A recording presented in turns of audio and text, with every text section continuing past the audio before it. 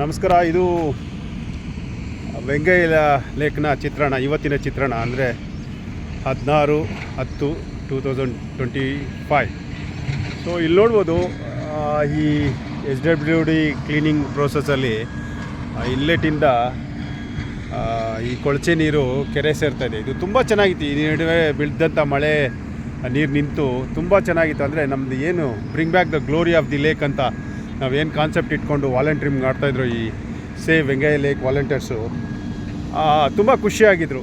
ಆದರೆ ಇಲ್ಲಿ ನೋಡ್ಬೋದು, ನೆನ್ನೆಯಿಂದ ಈ ಒಳ ಹರಿವು ಏನಿದೆಯೋ ಇನ್ಲೆಟಿಂದ ಎಲ್ಲ UGD ನೀರೆಲ್ಲ ಮಿಕ್ಸ್ ಆಗ್ತಾಯಿದೆ. ಯೂಶ್ವಲಾಗಿ ಮಳೆ ಮಳೆ ನೀರು ಬಂದರೆ ಇತ್ತಾಯಿತು. ಇದು ಎಲ್ಲ ನೀರು ನೋಡುವಲ್ಲಿ ತುಂಬ ಯಥೇಚ್ಛವಾಗಿ ಈ ಕಲುಷಿತ ನೀರು ಇದರೊಳಗಡೆ ಸೇರ್ತಾಯಿದೆ.